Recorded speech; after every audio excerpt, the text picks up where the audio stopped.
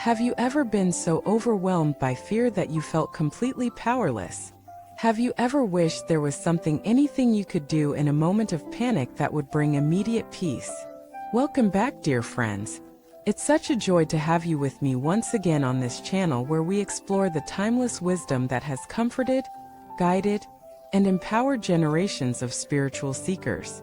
Today's video will touch on something that all of us, regardless of background, status, or belief, have experienced at some point: fear. Fear is the great equalizer. It humbles kings and peasants. It visits us in the dead of night, in hospitals during job loss, heartbreak, natural disasters, or just in those anxious moments when life feels too heavy. But what if I told you that there is an ancient Buddhist practice transmitted through generations and held as a secret weapon of the wise that can instantly anchor your heart, stabilize your thoughts, and dissolve panic like mist in the morning sun? This is not about avoiding fear. It's about facing it with the most powerful inner resource you possess, the Dharma. Today we'll dive into a profound teaching by the revered Buddhist master, Venerable Menkan, who shared what to do when fear overtakes the heart. His answer is deceptively simple yet infinitely deep. Recite the name of a particular Dharma protector, and your heart will immediately return to stillness. Let us start by understanding this in a very real human way. Imagine you're walking down a dark street at night. You hear footsteps behind you. Your heartbeat quickens. Your breath shortens. Thoughts begin to spiral: is someone following me? Am I in danger? You want to be calm, but the body is already hijacked. Or imagine lying in a hospital bed, waiting for a diagnosis. The uncertainty consumes you. Fear wraps itself around your chest. You want peace, but your mind races with every possible worst-case scenario. This is fear. Real, visceral, and uncontrollable unless you know how to meet it with something stronger. Now, let us go to the story of Venerable Menkan, a highly accomplished monk who had faced all sorts of trials in his lifetime. One day, a devotee came to him and asked, "Master, in those moments of overwhelming fear when I can't think, can't breathe, can't even pray properly, is there something I can do?" Menkan answered with clarity in that moment, "Recite the name of the Dharma protector Mahasthammaprapta. One sincere thought is enough. The fear will subside." Mahasthammaprapta, known as Dashurji in Chinese, is one of the great bodhisattvas in Pure Land Buddhism, standing alongside Amitabha and Avalokiteshvara. He represents the power of wisdom, courage, and steadfast presence. His name literally means great strength arrived. When you invoke his name, you're not summoning a magical entity. You're aligning yourself with the frequency of unshakable awareness. And that's the key frequency. Fear is a frequency. It's low, dense, chaotic.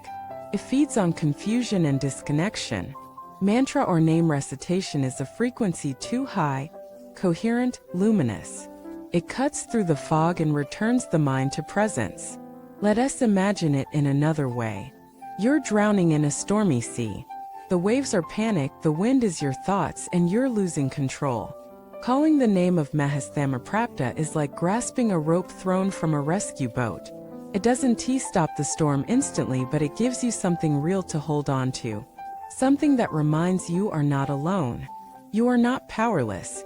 You are connected to a vast, awake reality. Why does this work?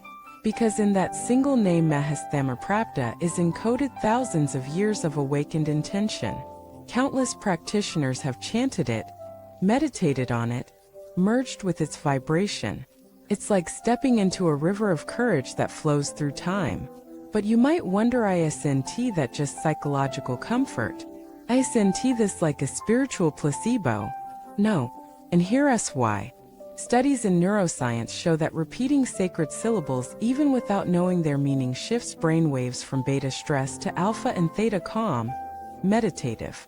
The tongue's movement stimulates the vagus nerve, which regulates anxiety. The repetition regulates breath. And the association with meaning and memory activates emotional strength. So yes, it calms the nervous system. But more than that, it reconnects you with the deepest truth. Fear is real, but it is not ultimate. Only awareness is ultimate. Let me share a true story. There was a laywoman in Southeast Asia who survived a massive earthquake. As buildings crumbled and people screamed, she froze in terror. Her heart was pounding. Her legs wouldn't move. Then, through the fog of fear, she remembered the advice of her teacher: when fear takes over, chant the name of Mahastamaprapta. She opened her mouth and screamed, Namo Mahastamaprapta Bodhisattva, over and over. Her legs began to move. Her breath returned. She ran toward safety, dodging falling debris, until she was in the clear. She later said, it was as if something took over my body. My mind was gone, but something deeper was guiding me. This is not superstition. This is awakening. Because the purpose of Dharma is not to make us fearless robots, but to remind us that even in fear, we can return to clarity. You may not face earthquakes, but you'll face your own inner tremors, a phone call that changes your life, a betrayal you didn't expect, a diagnosis you didn't see coming, a loss you thought you couldn't bear. In these moments, you don't need philosophy. You need practice. The name of Mahastamaprapta becomes your lifeline. Hear us how you can prepare. Every day, even when you're not afraid, take a few minutes to chant his name. Namo Dashurji Pusa. Namo Mahastamaprapta Bodhisattva. Let the syllables roll through your body. Let them carve a groove in your heart. Because in a moment of crisis, you won't have time to think. But if the practice is deep enough, the name will rise on its own, like a flame in the dark. And if Mahastamaprapta doesn't resonate with you, choose another form that does. Some chant Amitba. Others chant Avalokiteshvara. What matters is the sincerity, the repetition, and the commitment. Because in that sacred habit lies your shield. Remember, the Buddha himself faced fear. In the forests under attack during illness, he too was human. But what made him a Buddha was that he remembered. He remembered his true nature and he practiced. You are no different. Fear does not mean failure. It means you are human. But what you do with fear, that's where the path begins. So the next time terror rises, don't freeze. Don't spiral. Breathe. Call the name. Let it rise from your gut, from your chest, from your bones. Mahastamaprapta, Mahastamaprapta, Mahastamaprapta. And you will remember who you are. You will not be alone. You will be awake. Thank you for watching this video. If you've ever used a mantra or sacred name during fear, share your story in the comments.